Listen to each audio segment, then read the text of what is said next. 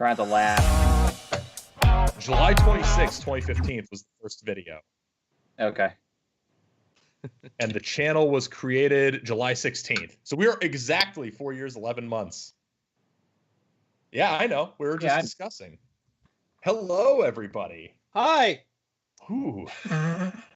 Let's so who all is here, just in case we've got any people who don't recognize the OG original best members of GunGamers. Oh wow. Shots fired. Well, I'm Corey.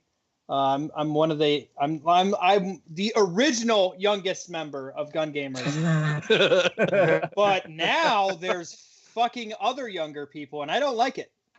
I don't like it. You don't like the youngins? I was special at one point. Now I'm not. You're still special to me, Corey. You're special to all of us. Thanks, Dad. Well. Okay, now Kyle. Who are you? Are you Kyle? I might be Kyle. I'm really not sure anymore. It's been a long time. Oh, okay. I wondered sometimes about what your name was. Your current legal name. I've changed it around from time to time. Every now and then you just gotta make that change. You gotta freshen it up. Like some days I'm Daniel. Exactly. Kyle Hooey. Some days I'm Daniel and I drive a truck, and no one has ever put us in the same room together. So, I mean, no one has put me and Finland in the same room together, so I don't know if Finland exists. Well, I've never Finland been doesn't to exist, and birds aren't real. And Delaware is a hoax. Delaware does not exist. It's fake. The only time it hasn't existed since the Revolutionary War. All and right. That was just a river part. Back on this semi-topic. I'm Garrett. I'm everyone's favorite math guy. And by everyone, I mean Eric, the editor. You've actually edited almost the entirety of your latest tag-in video, though. I did. Like, there were like 2 cuts I had to make. Really? I wasn't sure how many cuts you actually made with that, but I'm getting better. And actually, I probably cut 10 minutes out of what I had recorded too.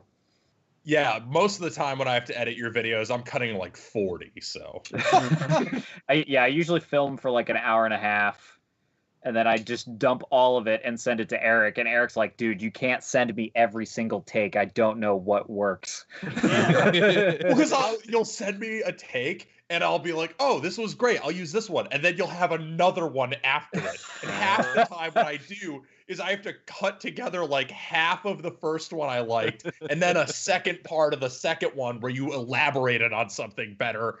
And I'm like, you can like even mid-sentence just be like, "Oh, I want to elaborate on this better," and start there. But you start the whole thing over, and it throws off the process. Garrett's like that. Garrett's like that one fucking online professor during quarantine that, he doesn't have to go the full 3 hours of class on streaming, but he fucking does. Tangent after tangent after tangent after tangent. We have one person on this stream. Oh God, legendary, absolutely. Oh, dear. What is this? You're not the Ian that's usually on these podcasts. You're like a better, more majestic Ian. The rest of you can't hear worse Ian right now, but he just told me to go fuck myself. He's probably going to. I'm Redbeard. Hi. I am alive, actually. He just does way cooler stuff. And Eric, I don't hate your guts. I just want to make sure we're clearing the air on that. What? I don't think there was ever any air to clear on that. I feel like yeah, I somehow doubt that was a thing in question. Yeah. Luckily, we do miss you, Redbeard. I mean, we still get to hang out. You just don't get to hang out with them, Garrett, because you only ever really come up for games. The good news is that it was before like it was a Game Grumps situation. Like we weren't big enough for a ton of people to get really invested in the lore and arc of why did Ian leave GunGamers? Why is he not on the channel? So there weren't. Yeah, exactly. He's like, you know what? Ian is like the doctor. And he actually he just reincarnates. Yeah, he creates a younger version of himself, and that's the Ian that's on now. Oh my God, I love Doctor Who. Said no one. God. Wow. Wow. The worst kinds of people in the world are That's- Doctor Who fans. That's like a shot over the bow, but instead it You have to hits fight, Pearl Corey. I'm Harbors. sorry. I'm gonna take back. I'm not gonna lend you that laser anymore. We're not doing this anymore. I can't believe we're friends. And this is how you speak to me. What if I gave you like a nice, like a sweet, just soft kiss on the mouth? I accept this. Okay. Yes, and Ian Leary is clarifying something in the chat. Everyone has to dislike this podcast. If you're watching this podcast right now, dislike it. My goal is to have this podcast have 0 likes. All thumbs down. Yeah. We have all like, thumbs down. That one guy who disliked immediately is gonna like the podcast now. There's gonna be one like. It's just gonna be him because he's like, well, now I'm not gonna do it.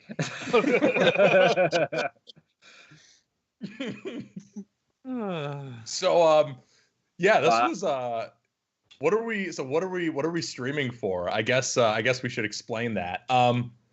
We have been at GunGamers now for almost exactly 5 years. If you want to get really technical, 4 years and 11 months ago, we created the YouTube channel. And yeah, so here we are with the original summer 2015 GunGamers crew, the guys who were appearing on the channel. I don't know. Do we want to just share stories and reminisce and get shit-faced? Yeah, I already have a story. It's really I don't know. Like, so I think it was 2015. I had just gotten out of the Army, and Ian like sat me down in a fucking park in Spencerport and like interviewed me about being a veteran in Airsoft. Yep, I remember that. Yep. Yeah, that was one of our old videos. Yeah, and like looking back now, oh my God, man. That's interesting. Like now I don't even want to tell people. Like, please don't make me a target. But yeah, I remember that. I had this stupid fucking haircut, no facial hair. Dude, I was jealous of your haircut. Don't you talk shit about your hair. I'm gonna be honest, Corey. That haircut was majestic as fuck, and you should bring it back. I mean, I could have, but it gets really warm in the summertime. So. And he likes being bald. It's fine. I do like being bald. It's nice. I mean, you want to trade? Yeah. No. Yeah, do you want to trade? I will happily take your majestic comb over whatever I have to deal with. Yeah, but Garrett, you just have the surface area for a sex machine, so I don't understand what. I was also gonna say, Garrett, you have like the biggest dick energy of anyone in this stream, so don't even worry about it. I am a lucky man, I will say that. Yeah, you are. Because you got us, baby. Hell yes. You got all of us, and every single one of us is just so waiting for our shot. I think since we're talking 5 year about GunGamers, why did Eric and you guys start it? I came on a little bit after you guys had kind of established it, and I kind of asked to be a part of it early on, but Eric and Kyle and Ian, you three really were the ones that started GunGamers. I think it was liquor inspired. This is the short answer. Wait, probably. No, not partially. That was fully. Yeah. It was fully liquor inspired. So here's a real throwback. If anyone watching this remembers the E-House and Redbeard show on my old channel, you are an old fuck. Like, yeah, you are. I actually not that long ago in Gear Classifieds had someone in a comment, just randomly, totally unrelated comment thread, and they were like, "Hey, did you make that video about like duct tape magpoles forever ago on my old channel?" And I'm like, "Yeah." It's like, "Cool, I saw that video, I liked it." I'm like, "It's not on YouTube anymore, but I'm glad you liked it." But Ian and I were doing videos, like back in 2013, 2014. Yeah, I think so. And that was back when people did YouTube for fun. Yeah. I mean, we still do. I mean, we do, but like being a YouTuber is a job now, or it can be. Yeah, for some people, not us. Thank God. No. Yeah, no. That'd be terrible. For anyone that thinks that we make money doing Gun Gamers, no.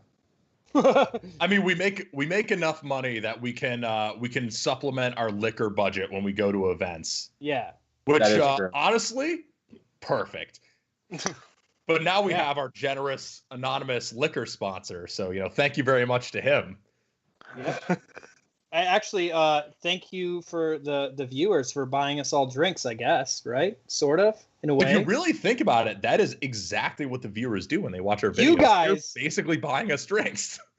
You guys, that's so nice. It's so nice. It's very nice. And I don't even have to be supplementing our alcoholism. Yeah, I don't even have to pretend to be interested in their small talk at the bar. It's great. So, for those of you who can't hear me right now, I did just turn my audio on. Thank you to the viewers for letting me drink this glorious, glorious Nika coffee grain whiskey that was so generously provided by you to me. Oh, it's so good. Let me just take a drink for you. Hold on. Is that God speaking?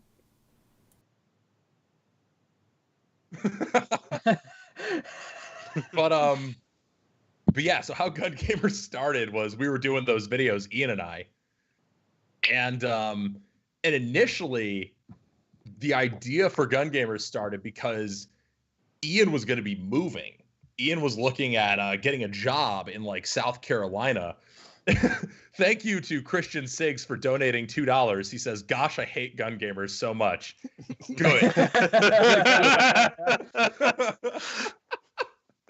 And yeah, Ian was looking at moving to South Carolina, and I really liked doing the videos with him. And I'm like, "Fuck, this is fun! Like, I like doing this. This is cool." And I was thinking in my head, I'm like, "Well, how?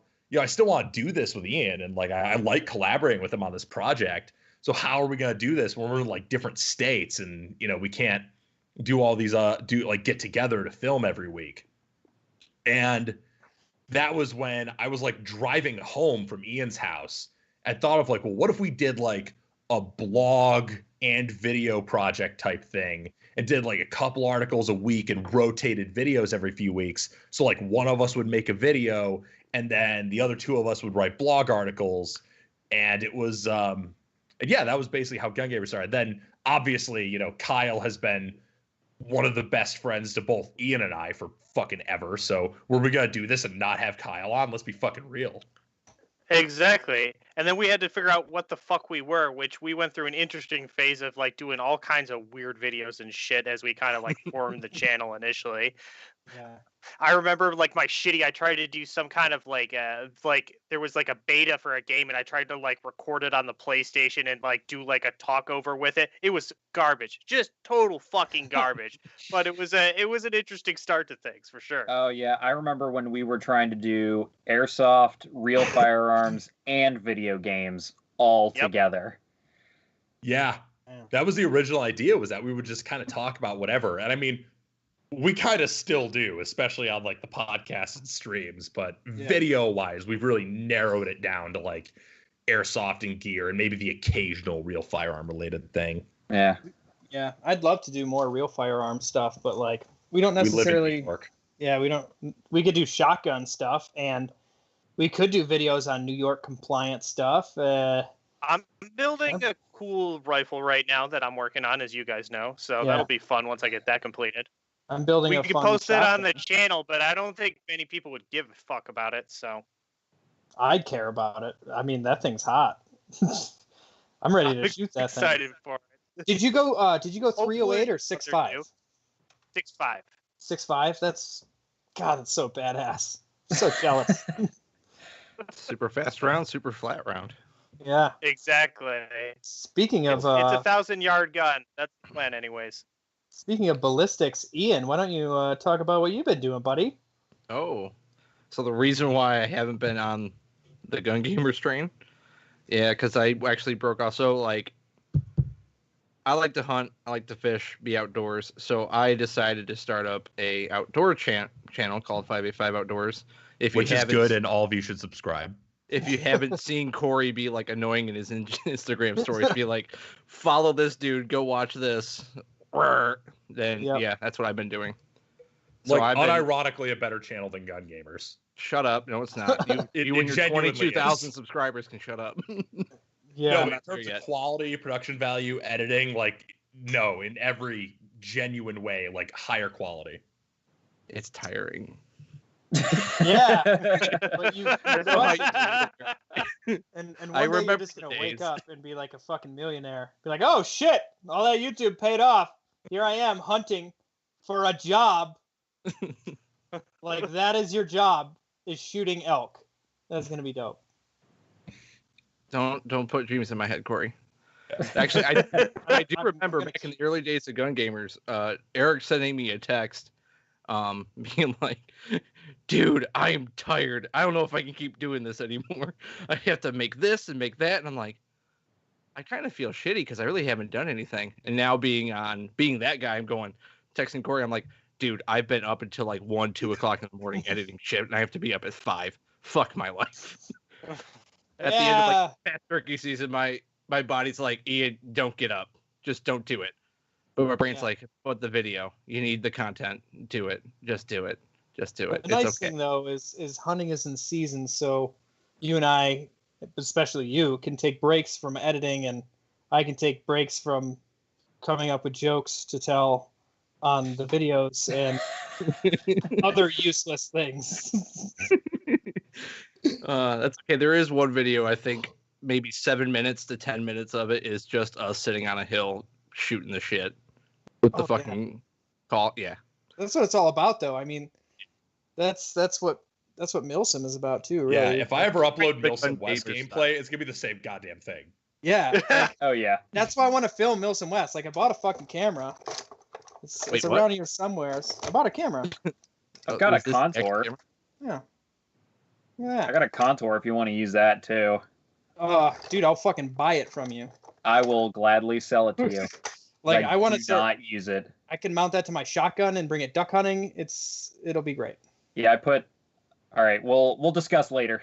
Okay. But yeah, I would sell that because I filmed Faded Giant 5 with the intent to do a review about like using tag-ins like as a grenadier, and now that I've got way more experience under my belt and with like way more editing experience under my belt too, I think I could put together something that's a lot better, because like I am shocked. Like I have always thought that being a grenadier in Airsoft is this super niche role that I felt like for the longest time I'm the only one that gets excited about it and I'm willing to throw money at it.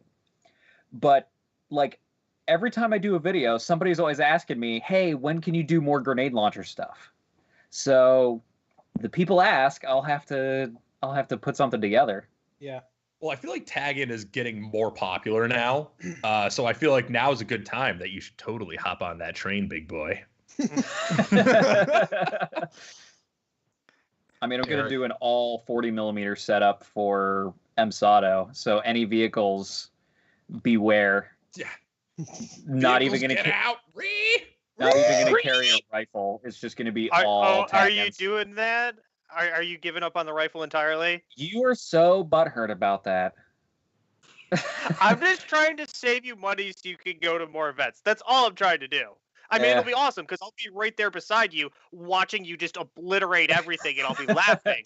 But you know,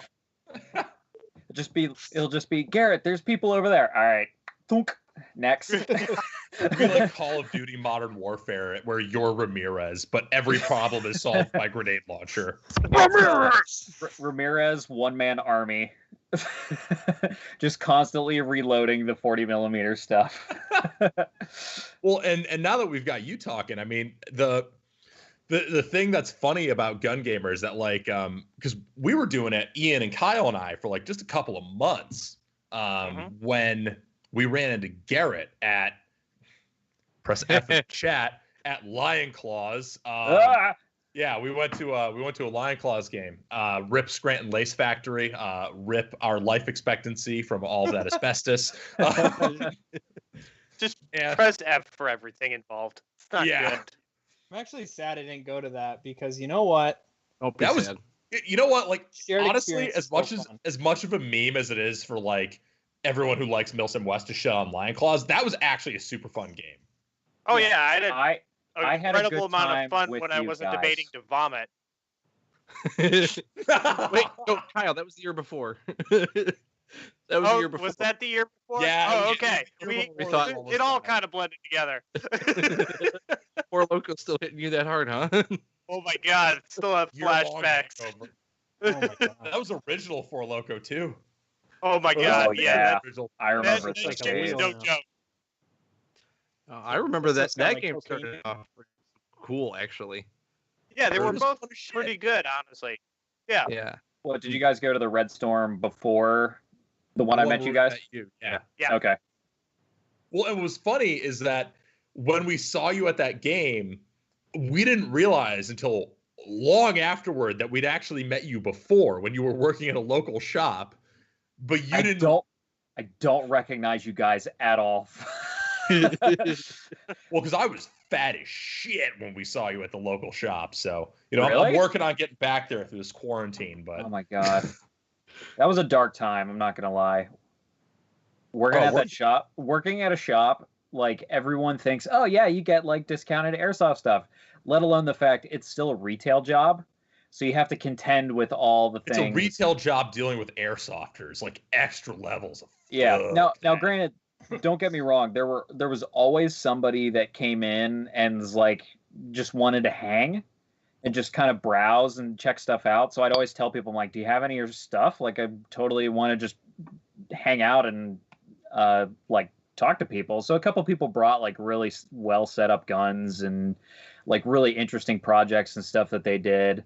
And I always had a couple of mine hanging on the wall too. Like I had a WeTech M14 and it was probably on the brink of self-destruction at that point, but Like I really a real M14. M14. It's a perfect reference. Yeah. God damn. um, Eric and I I- were both waiting for that one. I remember I spent like, I don't know, $350, $400. It was one of the most expensive guns I ever put money into. And I stuck a scope on it. And because like, I was just like, oh, I just want to, at the time there wasn't really a word for it, but I wanted to flex on people. So I hung it up with the guns for sale and I put a price tag on it that said $1,000. Because thinking, if anybody actually bought it, woo, I made out pretty good. But most people were like, oh, that's so cool. What's the price? Is it for sale? I'm like, no, not really. I just put the price tag on it just to dissuade people. You just wanted to have it on the wall. Yeah, That's all well, it I was did good that. for. I had that, and I still have it too, because I sold the M14. I have a Magpul PTS back when it was Magpul PTS. Yeah, the ACR. The ACR Masada, and I have the old Western Arms conversion kit for it. Jesus. I still got it. I don't think I will ever be able to sell that gun and make get back anything that I put into it. So at this point, I'm just like, it's gonna be a wall hanger, but I don't care. I have everything but the PRS stock. Well, that's And I kind of actually, cool. and I think I did it for a blog post too. I did a custom 18-inch barrel DMR conversion. I took it because at the time they had 3 different barrel lengths you could Let's get another F in the chat for the GunGamers blog. Oh, Oh my the god. good old days, I see. But the AEG version had 3 different barrel lengths that you could buy: an 11.5, a 14.5, which often came with the gun, and then an 18-inch. Well, I took the 18-inch and took the AEG hop-up system out of it, and then remachined the back end of it in order to accept a Western Arms hop-up unit. And that's sitting over there. It's buried. I'm not going to go get it, but I still have it. You sure? I mean, what I would like for you to do right now, actually, is I'd like you to tilt your camera, focus it to that distance, and go and go actually dig it out on the stream while the rest of us are just like talking. All right, I'm gonna unblur. Oh my god, let's see what this looks like. Oh, you. That Yeah, is oh a my lot God. of shit. That is a lot. That's It's not that bad in person. I love how he just has tags sitting on his desk. Where do you put your tags? So I have two 40 millimeter cans that I put my tags in. These ones I just took out in order to bring the one box up the last time I saw you guys. But I'm gonna go get the beta project gun. So I will be right back. Oh my god, this was a meme, but he's doing it. Fuck yeah.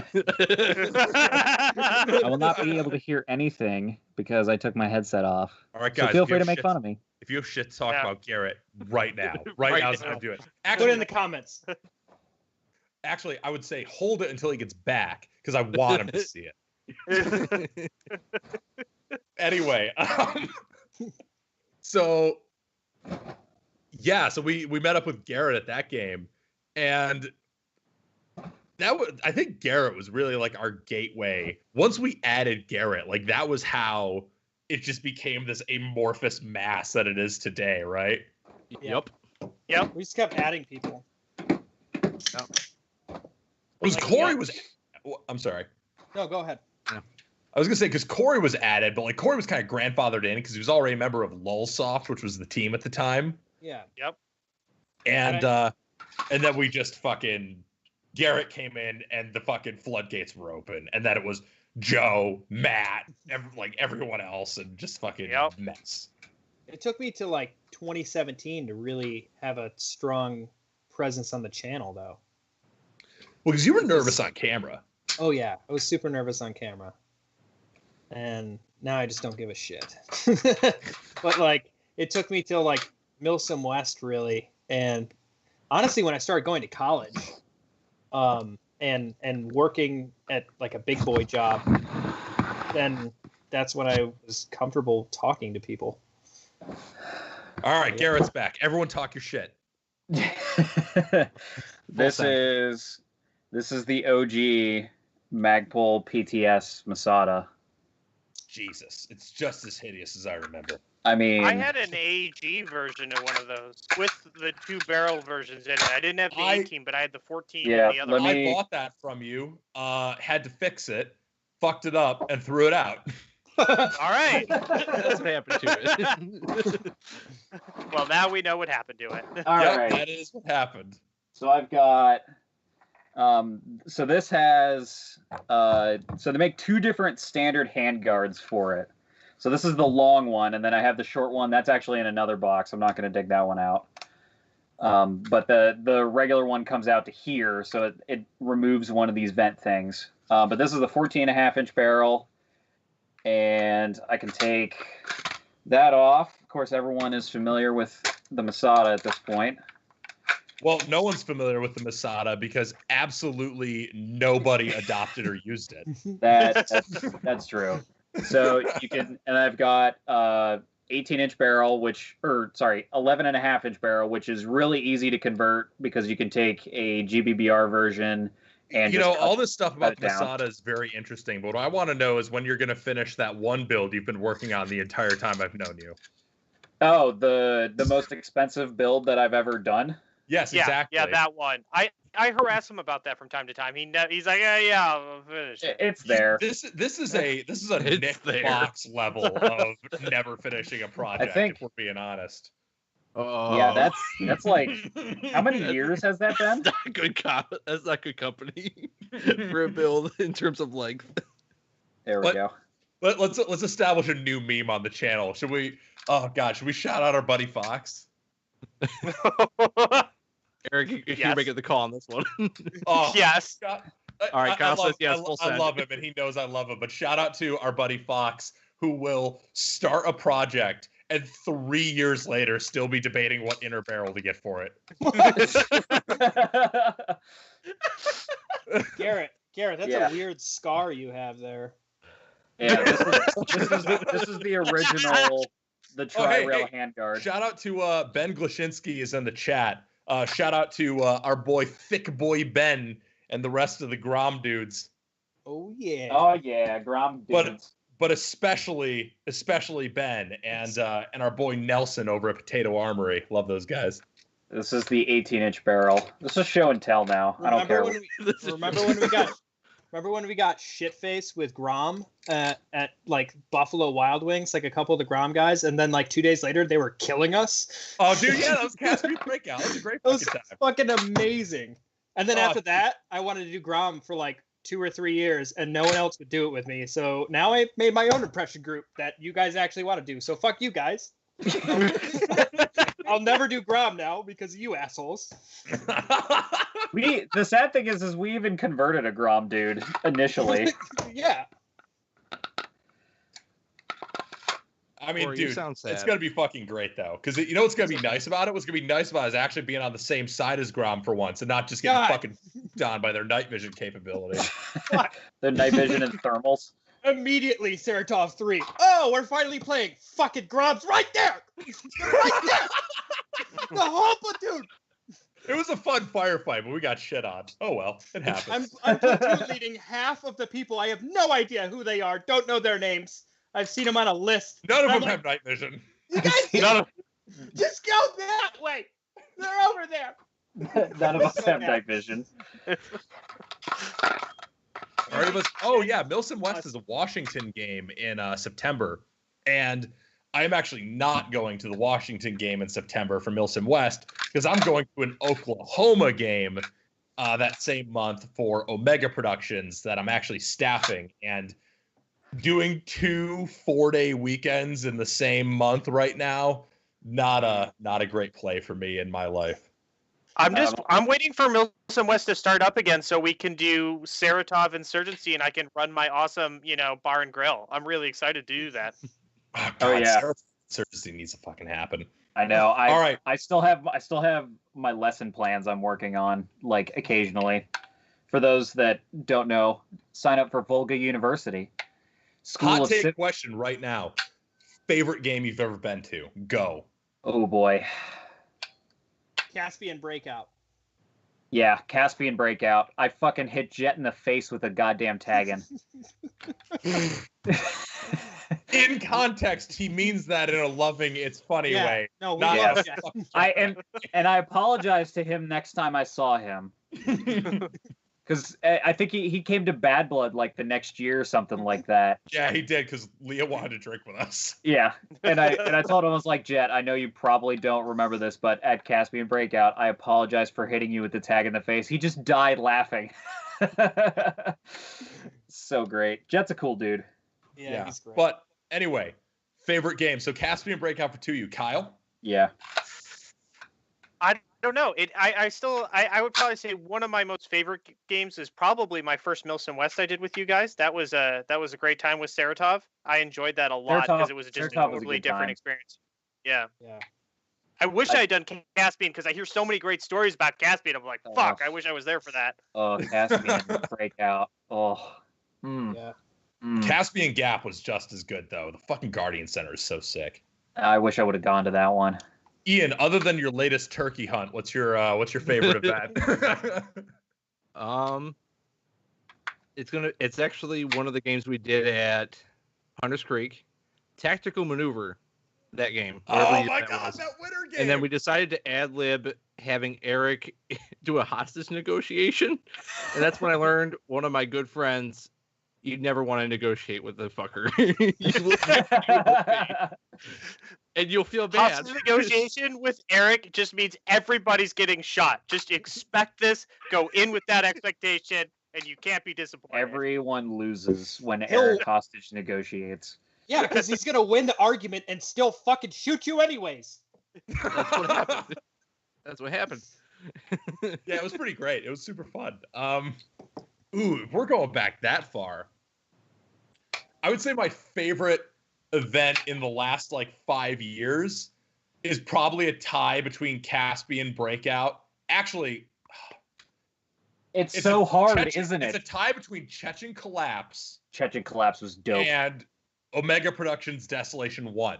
And I feel like those occupy a similar enough genre that they're both very roleplay heavy, but they're also very different in that one is post-apocalyptic and one is Milsim West modern setting. So Chechen Collapse, where I was just Garand clipping everyone, was amazing. God, the Garand meme was so great. It still gets shared. At least once every 3 months, all of a sudden I get a share from that clip, and people don't understand what's going on, or they make fun of my stance. But so last 5 years, I'd put those two. but my favorite like old school event was actually, I would say, the first game I ever went to at Kyle's Land, Operation Backstabbers 2, back in ye oldie times of 2010. Yeah, that was a while ago. The Division game that we did. The Division, another really good one. That's like another one that's out That there. was a fun one. I built a flamethrower just for that game. I don't know Not what a real game it was that I was running, but for one of them, I built like a fucking minefield, and that was hilarious. I think that was Backstabbers 2. It might have been because people they see it and I'm like, hey, there's a minefield, and I actually bought minefield warning signs, and they're like, yeah, and I'm like, if you hit a tripwire, it's gonna pop. I don't know if that was dead. Backstabbers 2. I think that was the first game where I led a faction on your land.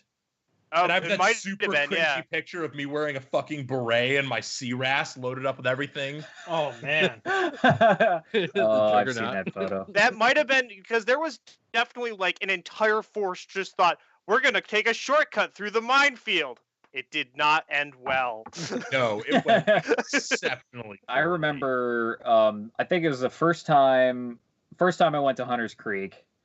Like, Joe just had the idea to, or no, I came up, we were going to do 2 games in one weekend. We did one at Airsoft Tactical RIP, and we were going to do one at Hunter's Creek on Sunday. So I was like, okay, cool, we'll do Hunter's Creek. And that's when I brought out the FN Hammer build. I remember that thing. You messaged me on Facebook, or you messaged the Hunter's Creek page. Yeah, I did. On Facebook. And you're like, hey, I have this weird machine gun build. Like, can I use it? And I think I typed the response back. And I was like, that's the coolest fucking thing I've ever seen in my life. Yes, let me find it. I'm going to find it really quick. Because I guarantee you. Let's prove the archives. It's fine. Can we all just hum the Jeopardy theme song? Do do do do do do. Come on. I'll shut up. Those old school Hunter's Creek.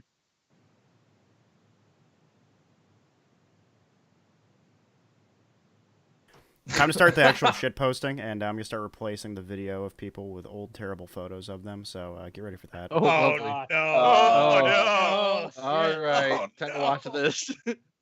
Time to watch this. All right, so we got Corey. Okay, here we go. I found it. Oh god! So I sent. So I'm gonna do the whole thing. So I said, HCA, I'm coming to Operation Highlander this weekend. Very excited for it, but wanted a weapon clarification on a few things. First one, I have tag and shells. Haha, because I can flex. Secondly, I know the M27 is acceptable LMG and exempt from ammo limitations used for standard assault rifles, but I've custom built a SCAR that looks like the FN Hammer, which for those that don't know what the Hammer is, it's FN's submission for the M27 contract for the Marine Corps.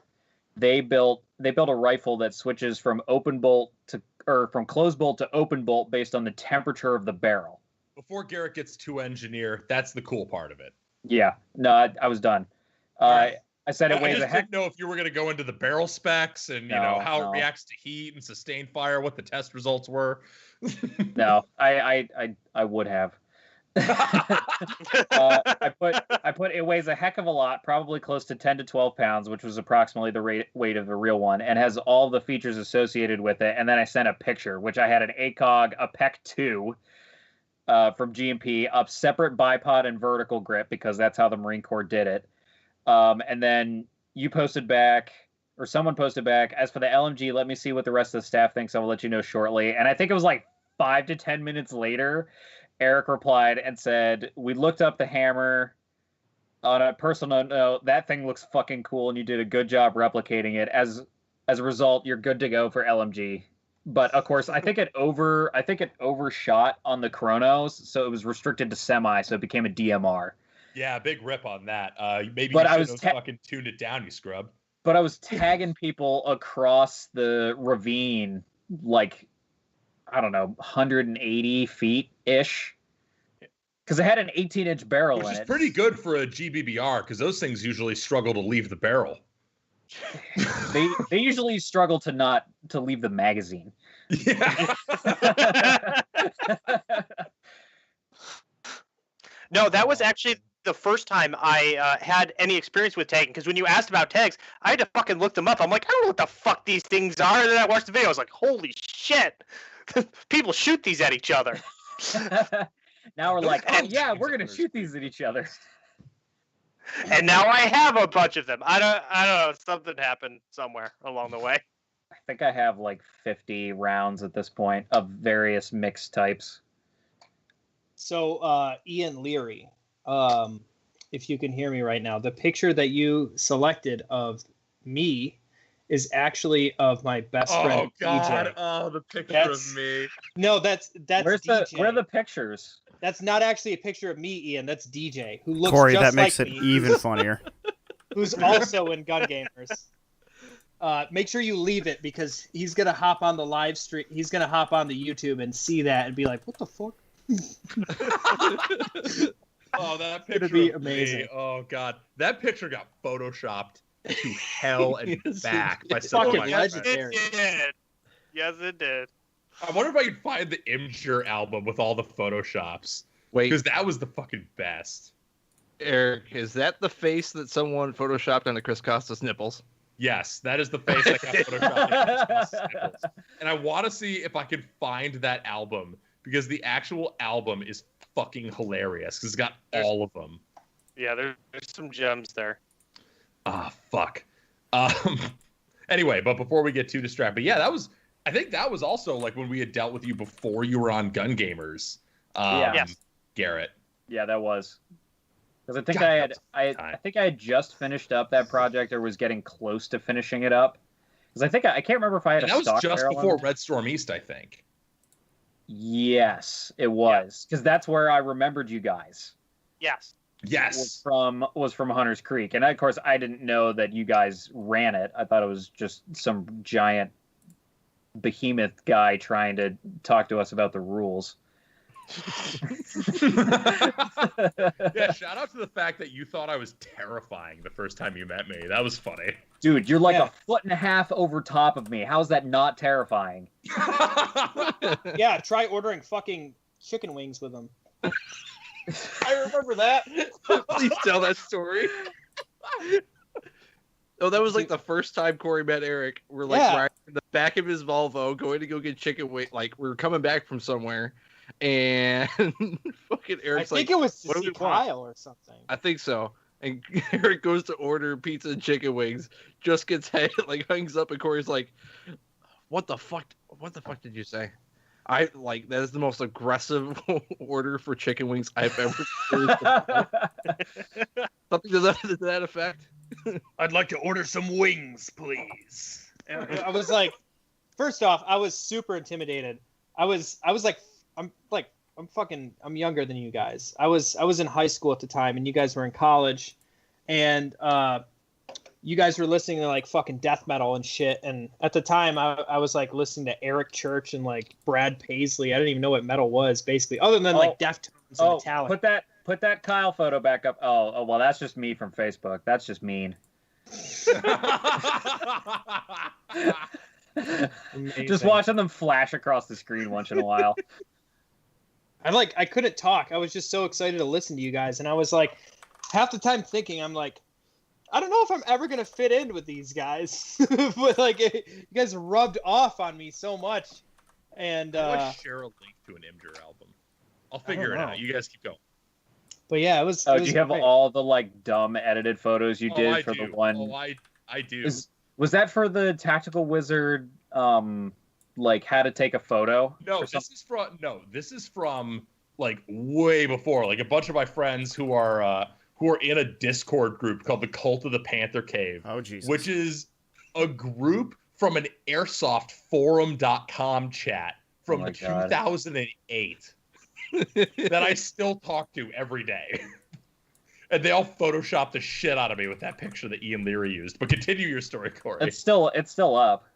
It's your face now. That picture is basically done. But yeah, it was really funny. Oh man, those were the days. Not really, because I had shitty fucking guns. And like, dude, we all had shitty fucking guns. I had like UCP digital camouflage and tricolor desert, and that was it. And like I had That's a hot look. a black Condor Mop C, and when do like, we do green pouches. When do we do an impression group that's the transition into the UCP era instead of the one out of the UCP When do era? we do an impression group that's entirely Gucci versions of our first kits? Ooh. I just wore all OD. Like straight OD all the time. I'm basically doing that right now. Like I'm doing tricolor desert, jeans, and the fucking paraclete stuff. You know, that's a good question. What was everyone else's their first like loadout that they ran in Airsoft? Oh, I had a cross draw vest, a Condor cross draw vest. I took the holster off and I put the Condor 6 like double stack AK mag pouches on that, but I had them inverted, so like when you opened up the flap of the pouch, it fell into your hand. It's one way to do it. Yeah. No radio. Perfect. No. Yeah. Radios no radio. I put it had like pistol or no. Yeah, it had pistol mag pouches and I put a speed loader in each one of those. With my mag brand mid caps. Amazing. That's pretty smart with multiple mid caps speed were the loaders. shit back in the day though. Everyone used those. Yeah, oh, yeah. Eric, what was your first loadout? My first loadout, if we're counting, are we counting loadouts that we ran during like backyard bullshit, or does it have to be a loadout we ran at like a real game? If we do backyard bullshit, I gotta go further back than what mine was. Yeah, let's go like first real game. Okay, my first loadout I ran at my first like real game was at Operation Backstabbers 2, Kyle. And that was when I ran my OD Condor Mopsy with my black sweater top, my 320-pound body weight, and some shitty fucking proper OD green BDU pants. Dude, I think I was wearing a front sight fucking ball cap. Or no, I don't think I was at that point. No, I was just wearing a normal ball cap. I had a Condor Mopsy. And I was running a Game Face M4 that fucking Crosman had sent me to test. I remember that. I would say my first one is I had a Woodland BDU set, and then I had one of those like is it Blackhawk? Yeah, like one of the Blackhawk 12 mag chest rigs. And then I filled it all with real caps. And I ran a fucking AK. So I would go into firefights and you would just like be able to follow where I went with just like a pile of fucking magazines.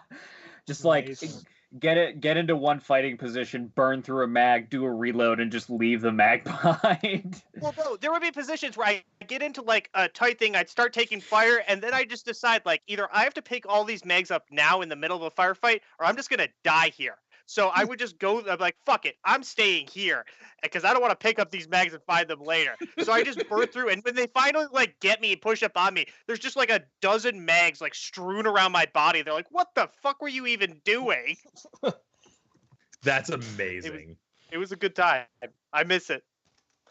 Especially because that was back in the day of like the Star reel caps. So the mags were like $5 a piece. So if something happened to it, or it broke, or you lost it, you're like, oh, well, it's not that bad. Redbeard, what about you? This was back at the war zone. Oh, like man. first, I want to go back game. to the war zone now. Yeah, we got to. And I wore basically like a cross draw, but without the cross draw. So like same kind of layout, like general idea, except you can put like 15 mags on the vest. It seemed like a good idea at the time. Put a hydro carrier on the back. This was, trust me, this is great. I learned real quick what I liked about gear and what I didn't like about gear in the first 5 seconds of this game. Wore like proper ACUs, an ACU ball cap, but backwards with like the whatever, not ESS goggles, but another like off brand of that with like a Colt M4. It was really OEM by JE. Was that back when the flapjacks were around? The flak jackets? Yeah, the flak jacks. That's what you had. Yep. Yep. That was what everyone bought because there was a military contract overrun and they were like $20. Yeah. I remember And they looked like the goggles that they wore in Call of Duty 3. Oh, Call of Duty 2, Modern Warfare 2. There we go. That was like the hip thing when that came out. Oh my God, yes. Were those the same ones? They look just like it. I'm gonna look. But basically, the first 5 seconds of this game, aka they scream the horn and say go, I ran and was out of breath, and I was like, okay, this hydroplane, like all this is coming off right now. You had like a full 3-day assault pack and shit on you the first time you went to a real field. Yup. Didn't make that mistake again. And if I did carry the load, I'd sprint. That's why my land is like the trial by fire, because you always know new players showing up to my field when I'd run a game, and you're like, you're gonna regret everything about your life in like 2 seconds. Yeah. For those that don't know, the Hunters Creek area is basically the side of a mountain. It's not a hill. Don't get me. It's not a hill.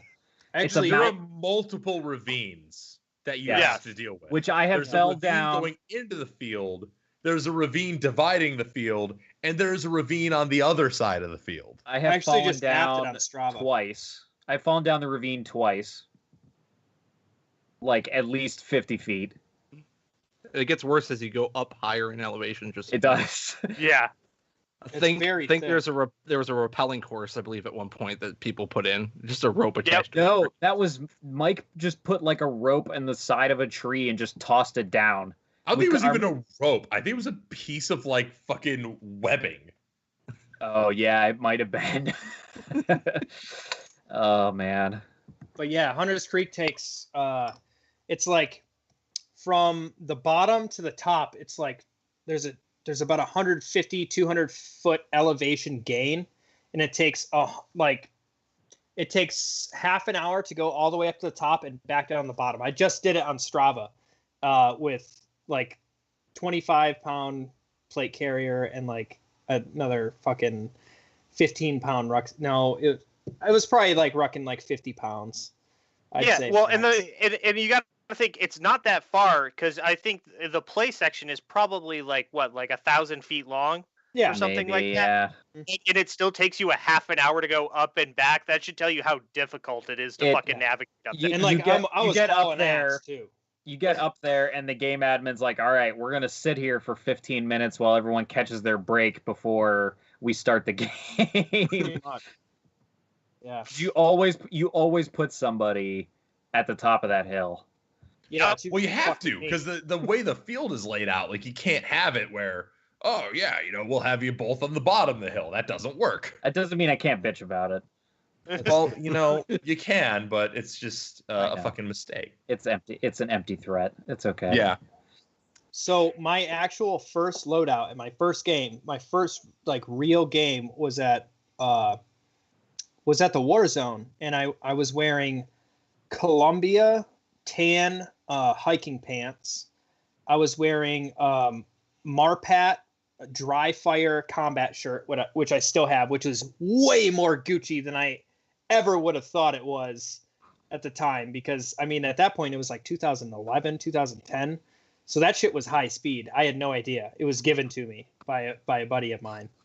And then I was wearing a black Condor Mopsy, and I was using tan pouches, and I don't even think I was wearing a hat, and I was using like tan revision goggles, and I had the JG M4S system from COD 2, from Modern Warfare 2. Oh, I remember that system. gun. That thing was like, the S system. If you didn't own an S system at some point, you have never played Airsoft. Changed my mind. Dude, the S system. Eric, I have shot good never for what it was. Owned an S system.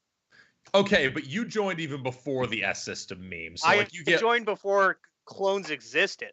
So yeah. Dude, the S system was in contention for the Riz 2 contract that Daniel Defense ended up winning. Yeah, well, and the fucking Barrett M468, which everyone thought was going to be the next big meme, that used an S system rail. No, it was I don't think so. It was very similar. I'm gonna look it up now. Close enough. Jamie, because that was when 6.8 SPC was going to be the new hotness. Oh, that was the new meme. Everyone's like, "Oh my god, 6.8 SPC, yeah." Oh yeah, God, it did have an S system. You're right. Fucking told you, motherfucker. Don't question me. I am. Oh, and now man. 6.8 is dead, and nobody wants to talk Dude, about those it. guns are going for those guns are going for $2,000 That's not even that bad. for a Barrett. That's not that bad. That's Yeah, true. like- It's a Barrett. You know, I could like halfway max out a credit card and get that. It's not as bad as a normal Barrett. Normal Barrett being the over 50 Yeah, the cal fucking sized 50 one. cal. It's Yeah. like, why you gotta buy a Barrett and not have a 50 cal? Come on. Oh my god, there's a VFC model of it too. I All thought about buying a real Barrett, but then I didn't know where I was going to shoot it and not Yo, injure myself. throw so I back to the decided time against you had that. the chance to buy a fucking RPD and you didn't, you asshole. Oh my god, I am the dumbest motherfucker. There are so many real guns in history. I look back and I'm like, what the fuck was I thinking? Why did I not max out my credit card and buy it immediately? So many poor life choices. Imagine having so much Gucci shit and then selling it all and then reverting back to fucking 90s Delta M4. Dude, that's a good looking gun. Don't you shit on your own gun. I just got the gooseneck mount for the scout light. Oh, that looks so Surefire. good. I love So it. here's Was my, that the here's my, GMP? Yeah, this is the GMP with the max hop up in it. so here's my question. Yeah. Here's my good question. What is everyone in here's favorite memory of hanging out with the GunGamers crew? It can be Airsoft, can be not Airsoft, can be Fox's 21st birthday party where he threw up my all God. over my car. No, you took it from me. You took it from me. That was that's the first thing I thought of. That was before it was even GunGamers, but that makes it even better. I know that was it was so So let's perfect. narrow it down. It has to be while GunGamers was a thing. All right, Okay. all right. Oh, I was gonna say the night before Red Storm East, where we went to that bar. Yeah, that was a good time. That was a good time. That, of course, that was like early on. I didn't really like know you guys. You were just like, hey, let's come to the bar, and I was like, all right. You guys are. You know what I'm gonna go with? I'm gonna go with the the drinking before Bad Blood. That was Oh that was yeah, too far. that was that was so good. That was such a great night. Can I get another F in the chat for my temp? Did you burn a hole through it with a bile with the acid from your bile? I had to throw that 10 out. That was EMR's dumpster's problem at that point. Oh man. The worst part is I woke up hearing and smelling that because my tent was so close to you. And then at first I heard that I'm like, oh shit, is he dying? Am I gonna have to yank him out of the tent? And then you said something effective like, oh god, it's everywhere. Like, no. Amazing. Oh my god, That was great. those were the days. Oh my god. I think my favorite was we went to the Anchor Bar with some of the Cult of the Panther Cave guys, and a bunch of the gun gamers. It was Scallywags. Yeah, Scallywags. That's what it was. Yeah, That was a good one too. Yeah. we ordered like 2 or 3 buckets of like 100 wings, or was it 4 buckets of 50? It was a lot of fucking It wings. was a lot of fucking wings. It was. And it was I think it was a amazing. total of 5 buckets of wings we ordered. And they're like, "What the fuck is wrong with you guys? Wait, There were was you- you really want 13 to of order all us. this?" did I This go to was- that one? I can't remember. I don't know if you made it to that one. It was one of the Milsim versus Speedsoft games. It was the night before that. It had to be I like was there. 2016. Was that the one that Rick drove up for? Yes. Yep. Yeah, Rick, Rich, and Ty were. Yeah. Was Ty there for that one? Yeah, and then Yeah. fucking No, Ty Rich was had his not- sleeping bag, and I like picked him up in his sleeping bag and Took him off to do things. Yeah, I remember doing that because when you took the photo to like post on Facebook and like literally somebody moved their face in front of mine. yes, you were not in the picture because you were just totally blocked. Oh my god. Then we shot like 3 videos the next day. Oh, was that the one I got heat exhaustion at? Yeah, because you wore a fucking JPC and an ACH and shit. It was 95 Yeah. degrees, you idiot. JPC. heat exhaustion at a IOTV, lot of buddy. events. I do. IOTV and ACH, what's up? So that was Corey's favorite. What was your favorite, Garrett? Oh man, there's so many good ones to pick from. Like we party. Do we? No, I don't know what you're talking about. I mean, like what was it, the night before MSATO Depot 1? Oh, that was good. We That had was a like good part. 40 people in your apartment. Yeah, we did. Oh we, my had, God. we had people sleeping in my office next door. Yes. Yeah, we did. I do remember that. There were like 4 or 5 people. Yeah, Yep. like 4 or 5 people to sleep in my office next door because I didn't have room in my bathroom, my hallway, my kitchen, and my fucking living room. Your bathroom might as well be a church for how big it is. Honestly, I'm surprised. Did someone sleep in there?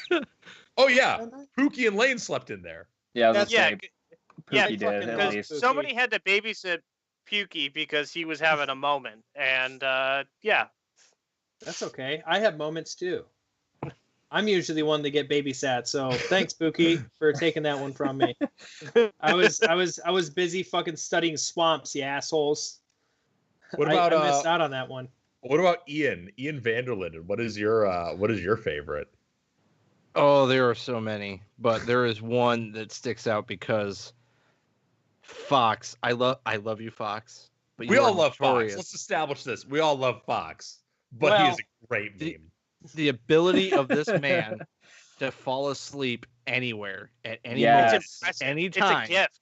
is legendary. Oh my God, it takes me forever at like MSW to get to sleep, but like him and Matt Lutz both just fall asleep immediately. So it was after day 1 of Red Storm East, the second one we went to when we met Garrett, and Fox is passed out on the hotel bed. So we decided it'd be a great idea to just circle the bed and then just start screaming. Yes, I remember this. His reaction was priceless. Oh my It god. was the funniest goddamn thing I've ever seen in my life. I'm gonna do my best impression of Fox's reaction to being woken up by like 6 dudes surrounding his bed, just all yelling. Like we didn't yell anything. We were just like, ah! And his reaction was he was sleeping and he just he didn't like jump. He just had this terrified expression on his face, just looking up like it's fucking amazing. Oh my God. Good. Oh my god. You know what? Let's get time. Ian Leary on audio here. Ian Leary, what is your favorite memory with GunGamers? All right, Don't so forget just I am unmuted. Don't worry, I'm an excellent producer here. Jesus, but No, actually, I am paying Ian Leary in alcohol so that he will produce this podcast. yeah, I'm actually drinking it right now. But my favorite moment or fucking I guess experience for like a milsim, or not even a milsim, but like an airsoft experience wasn't really airsoft specific. It was an entire fucking weekend that happened this February. That was a mixture of airsoft, drinking, death metal concert, Yes. and hanging with the boys, and we affectionately call it Hee Haw 4. There's in a video our- on the channel that It's not commemorates necessarily Gun Gamers, but it is with a lot of the Gun Gamers guys. It was absolutely ridiculous, and not just because I blacked out at an Acacia String concert. It's also because I've never had that much fun watching Corey kick over a Jenga tower in the middle of a Shake Shack in New Haven, Connecticut.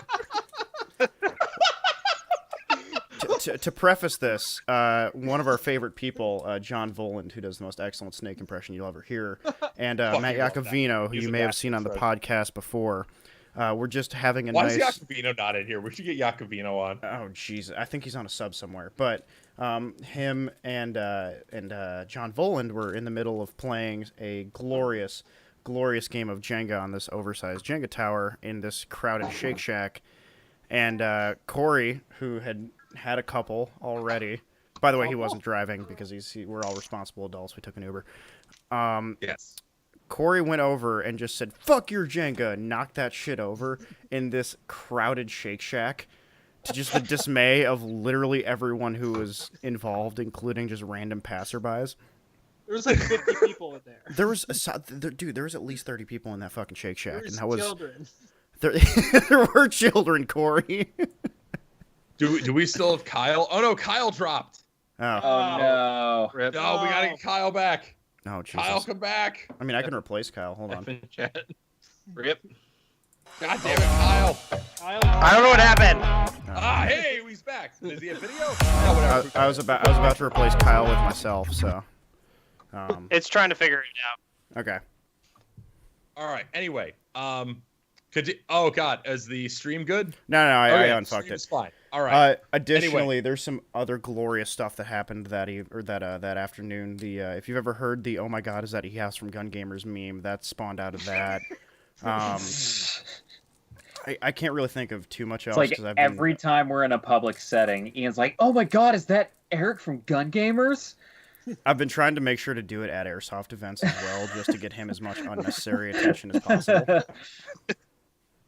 Fucking hate you. Yeah, that's pretty much all I have. Because you took Desolation. Wait, no one took that. No, Desolation 1 was also pretty sick. Just chilling out with the boys, almost freezing to death. Desolation 1 was fucking amazing. Like that is by far one of my favorite Airsoft games ever. But Sad I missed that one. Oh God, what would my favorite GunGamers memory be? Because like I'll be honest with you guys, this entire last 5 years of this, like I would not replace with anything else. Oh, like, is he getting sappy now? Best years of my life. Best years of my life. Absolutely. Give him about 5 more sips of that, and then he's going to talk about how he wants to take your load.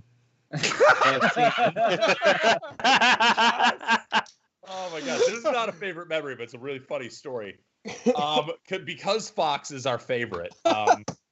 There's a video of me blackout drunk, laying on a couch, like reaching out with my arm, super low effort. I'm like, Fox, wanna fucking swallow your load? And it is amazing. I may or may not have been the mastermind behind that. Do you still have that video? Because we need to post that in the GunGamers discussion group on Facebook. Oh God, I the will children. scout. It is fucking amazing. No, fuck the children. Be worse Don't do than that. Jenga Tower. Oh man, what would my favorite GunGamers memory be? Fuck. I think the one that comes to mind. I don't want to steal Kyle's say the drinking before Bad Blood, because like, god damn, that was amazing. That was a great time. I don't remember most of it, so I feel like I can't use it. You had a great time from like beginning till vomit. From there to there is where things were okay. After you vomited, it all went downhill. You know what my favorite GunGamers camp out is? And I'm gonna make it a category. My favorite GunGamers memory. All of our camp outs at Hunter's Creek. Oh my Yes, God. Yeah. Like, every we- camp out we have always at have a good Hunter's time. Creek is the best fucking time ever. Yeah. And like I'm the type of person who doesn't believe in like mystical anything other than Judy, of course. But Yes. I think there's like a weird fucking magic at Hunter's Creek that makes it where like every time I'm at that place, it becomes this magical ingrained moment in my memory that makes it a wonderful fucking time. Like I will buy that fucking land from you if you ever sell it, because I'm convinced it has to remain in the GunGamers family, Buddy, because I'll go there's with ya. something there. Yeah. I think last time we were there, we were shitface, and I was talking about this, and I was like, I think it's because it's like a hemlock beech forest, which is like kind of unique and kind of cool in New York, but like on a hunting standpoint and in like a wildlife perspective, it really is magical. Like I found bobcat tracks there. There's tons of deer there. There's tons of birds there, waterfowl, like just everything there. And it's an awesome, serene piece of land, and it's really pretty. And for some reason, I just like to get fucking hammered in places where it's really pretty. Dude, I love the last time we were there when actually the time before the last time we were there when I was just blaring Agalox the Mantle while you were vomiting. It was great. And some dude pulls up on a 4-wheeler. I'm laying prone next to a fucking red oak just barfing. And I don't even think he saw me. He did not see you. I was wearing multicam and a UCP IOTV. And you were prone behind a fucking log. Yep. But yeah, it's great. Neighbor came over. He's like, "You guys all right?" Oh boy, do I have a picture to flash up on screen right now. I was talking to him the other day. He didn't tell me that glorious story. He probably assumed that we were just the fucking idiots you took pity on and didn't want to rub salt in the wound that we actually exist. That picture is up. Where's that picture, Ian? Come on. It's hold on. Oh man. Oh, you got to resize it. Yeah, I got to resize it. You fucked it up, Ian. Thank you, Ian. I appreciate it. You're welcome. So here's a question I have, a weird question. When this started, when GunGamers started, who thought, like, what was your expectation of what would happen? Like, what did you think it was gonna be? What did you think was gonna happen with it? There we go. Oh yeah. Oh, that's an abomination of a picture, Eric. Well, GunGamers kind of formed. It was like a weird, like hybrid shadow. I'm sorry, that picture. Oh, that picture. Oh, I remember that. That still exists on my phone, Eric. You're welcome.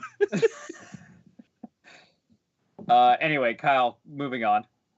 Yeah, GunGamers was formed as kind of like a weird hybrid child as we were kind of like figuring out our identity when we transitioned between the team that I had originally formed and EO at the time, and then it kind of all conglomerated under that. So it was kind of like initially, at least in my mind, it was kind of the hybridization of bringing all of us together because we all hung out together, but we were two separate teams, and we kind of had to unite under like a new banner as a single unit. And we actually had like a different name. We tried to do it first, and it was like a hybrid name, and we just eventually ended up doing the whole new entity, which was what you had created, which was GunGamers. Well, and was the media thing at first, and I was still have it was media thing. I still have my Elsa polo. Yeah, I have my Elsa polo too. What did Elsa even stand for? Executive lulls, shenanigans abound. Oh yes. I still have the polo, I think. Yeah, that's what I was saying. I still have the polo, which is like the craziest. Like we have so much random merch for stuff that we just came up with. I'm so glad we had the Spreadshirt now. Yeah. For stuff, because we could just like really go ham on some of these ideas, I think. Well, and we have Ian to actually do all the legwork in creating fucking merch. So, fun fact, everything on the Spreadshirt goes directly to Ian. So if you want to support Ian for putting this podcast on, if you want to support Ian for actually doing the legwork on creating decent merch, go to the Spreadshirt in the description and support Cleared Hot Designs. Anyway, oh yeah, Mare, that name is incredibly cringe. I think everyone looks back on it now and knows it's cringe as fuck. What's that? The Elsa or Executive. Elsa? Yeah. Well, that stuck around for like 2 months? Because as soon as we created it, we stuck on it. We're like, this really sucks, but we can't come up with anything better right now. Well, because Lutz wanted to just roll it in as GunGamers. He's like, listen. No, I wanted to do it. Oh, yeah. Was it you or was it Lutz? I remember both of you. I can't tell who. No, Lutz was very firm in wanting to keep EO a thing. Was he? Okay, yes. So my memory of that whole thing is like very fuzzy at this point because that was like what 3 or 4 years ago at this point. I remember it eventually being both Lutz and Garrett and Kyle all being like, well, why don't we just roll it into this? Yeah, because we created that and we're like, this is a stupid name and we need to fix our shit. So we tried it. Go ahead. Yeah, no, we did the dumb thing where we like tried to keep and I made a video on this recently, yesterday I put it up. And the video was about like, hey, let's merge the teams. And the initial idea was that we would create something else and GunGamers would stay just the media part. And then that ended up being fucking stupid. So we just rolled it all into one. Yeah. As far as like what I thought GunGamers would end up being, like before I had asked to join on with GunGamers, I had my own blog. If you can, I'm gonna look and see if it's still up. It was called the Gratuitous Gas Gun Geek because I was obsessed. Why are you not Gratuitous Gas Gun Grenadier Geek Gun Gamers on fucking Instagram? I don't so you know. Can have Underscore all those Garrett. G's at once. Underscore Garrett. That Everything starts with alliteration. G. Oh, let me see if this blog is up here. Oh yeah, still there. My last post was June 2014. Installing a GHK GBB AG GBB conversion kit into a GMP, which was just so everybody knows, the Judy Gonya stuff is going to be available until the next podcast. Also, I've got the Judy Blue Ribbon and other merch available on Redbubble. That's down in the chat right now as well. But keep going. But I kind of like half abandoned the Gratuitous Gas Gun Geek thing, just because I was really running something by yourself fucking sucks. Running even a blog, like it was such a chore to do it by myself. And then the other issue I had was I was finishing up my bachelor's degree, and I had to try and I had so many courses I was doing internships throughout the whole thing, and I was just like, I just didn't have time to really set aside, and of course I didn't have money or anything to just kind of like throw at random projects that I had kind of in the queue. So it eventually got to a point where I had like a 1 month, like every month I had an update on projects, and then after a while I just kind of like stopped. And then I enjoyed doing it. I enjoyed making the content for it, but I just couldn't find like a good blend between like my life and making consistent posts, which is one of the reasons why GunGamers appealed to me, because there were so many other people able to generate content at the same time. Speaking of those other people, Matt Lutz, formerly of EOMC, Executive Outcomes, which is totally a Lamb of God song. Well, the song is called Contractor. Contractor by Lamb of God. Executive Outcomes. That's a good one. One of the lyrics in there, which is great, which is why I always love that name for EOMC. But anyways, one of the things Lutz is reminiscing about is sharing a giant mule together. I think that was in Pittsburgh? I wasn't there for that. No, you guys, or did you come down to my neck of the woods? Like, yeah, that was for Bradley stuff, wasn't it? That was for Bradley stuff. Was that during Desolation? I don't know. I don't remember. What Corey's referring to is I help out at a local museum. They have a bunch of armored fighting vehicles kind of scattered throughout like an outdoor area. And I volunteer to help kind of not like preserve them, but just kind of keep them like semi looking good and things like that. So Corey came down one day and helped me out, and I think Lutz came later that night or something like that, because I don't think he was there for the work day. Okay, it was something or like it might have been a different time. There's so many times I hang out with you guys, they all blur. Right. Yeah. And then which is awesome. Another thing Lutz is talking about: if you haven't had a forehead talk with drunk Eric, you haven't lived. I need to do this, but once again, we live in a post-pandemic world, maybe current pandemic world. Who knows? I don't work for the CDC. I just lick doorknobs. Another thing, Eric wouldn't let the marriage happen because he's a fuck. I think I owned up to that in the fucking video that I made. I totally owned up to that, because I was like, well, GunGamers was the media thing, and like I didn't want that to be the team thing. Like, I don't know. No, I owned up to that in the video I made. I'm like, yeah, that's fucking, in hindsight, that's fucking stupid. So like, whatever. But I'm sorry. Continuing on with what people thought GunGamers was gonna be. Oh my god. Yeah. Before we all derailed it. Yeah. Ian. Not quite this, but yet this. Explain. So when we first started this whole thing, Eric, one of the things was like, of course, with anybody doing the YouTube thing, it's just doing it for fun and just enjoying what we're doing. As simple as that fucking is, whether it be this shit posting, whatever, just hanging out, blah blah blah, doing the podcast, but just being like honest and just having a good time about it. In terms of where this has gone and the format it's going, I didn't think of that or could see it at the time, but it's like us doing it for fun and actually enjoying what we're doing. Yeah, that's where it's gone. And it may or may not kind of be where like me and my own thing that I'm doing. It's kind of the same kind of thing. Just kind of doing what feels right and what's true to me. Yeah.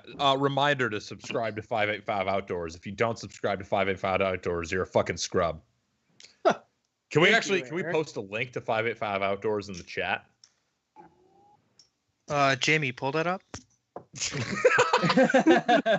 No, but I think that's true. I think that was Corey. Did you answer yet? I don't think I did. Yeah, you go first before I give my fucking dumb answer. I don't know. Oh, he's gonna get sentimental, isn't he? Probably. I'm mostly done with all my whiskey. I said 5 shots ago. He's at 4, so he needs one more. I thought we'd be fucking sponsored by Evic by now. Like, what the hell?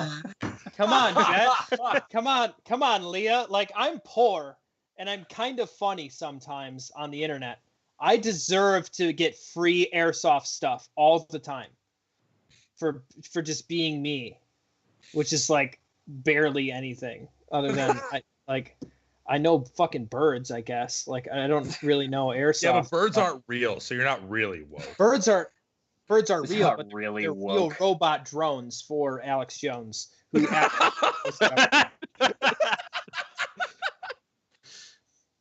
yeah. Yeah, man. I thought we would be bigger than what we are, but I'm kind of glad we aren't. Well, I'm sort of glad we're. That is the sort of glad. opposite expectation I had.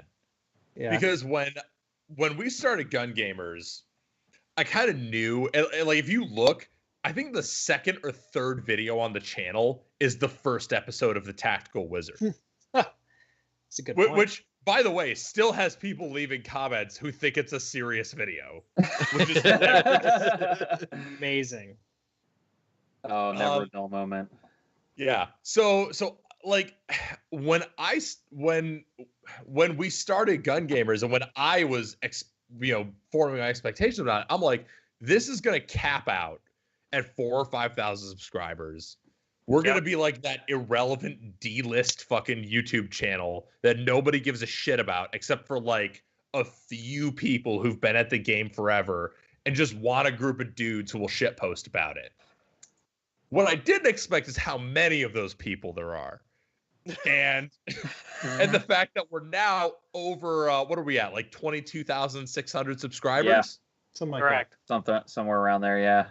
I never expected that over 22,000 people would see our ridiculous ramblings and our way too intense fucking bullshit pseudoscience tests on like the R-Hop and the magazines and whatnot. I never expected that people would see that and be like, yeah, this is cool. I want to see more. And I never expected that. I never expected that because one of the things that surprised me most about it, and this is not a little masturbatory the way I say it, but you'll understand when I say it. That's a new word for me. I never expected that people in the airsoft industry and other content creators and other media producers would react so well to what we're doing. Yeah, that actually surprised me too. Like I thought I'm not saying that we would necessarily get shunned or anything like that. They're like, oh, these guys will just write them off, whatever. They'll stay small. They'll just go away. Weird fucks, like whatever, fuck them. Yeah, but now it's like whenever we go and we talk to different people in the industry, they're like, oh, hey, you've got, this much, you have this much of a following. Like, let's let's the thing sit is, down and talk. I feel like when we talk to people, it's never even about our following. Like, people never bring up what our following is when they talk to us. It always seems to be about the respect that we have as opposed to the following that we have. And I think that's what I'm most proud of, is that people who watch our videos, even if they disagree with us, even if they don't like us, even if they see the shit that we say and they're like, well, that's fucking dumb, I don't agree with that at all. In general, I don't see too many people leaving comments or writing elsewhere on the internet that they think we're a shitty channel of fucking idiots who don't know what we're talking about. They're like, oh, well, I don't agree with this, but they laid it out well enough that I understand where they're coming from. Yeah, I actually, the last two like big videos that I'm probably the most proud of are the Z-Shot AVS and the ML36. And in both of those, I had people in the comments that were like, that's too much money. This is not worth it to me. I'm like, okay, at least he watched the video. But we kind of occupy. Go ahead. I was gonna say, at the same time, though, we don't like even if we like a product and somebody else doesn't like a product, we're not going to tell people like, oh, well, since you don't like it, you don't know what you're talking about. No, we encourage that discussion. Well, I tell people, if you've had a different experience with the product, leave it in the comments. Like, I want my video, like, yes, my data point is what I'm presenting in the video, but I want the comment section to be that additional level of resource of, hey, Eric's a fucking idiot. This is what I had with this product. Like, totally, leave that comment all the time. Yeah, I was going to say, we represent like a kind of a unique space in the Airsoft YouTube market, though, because we're not beholden to anyone. We don't really have any serious obligations to anyone, and we just kind of tell it how it is.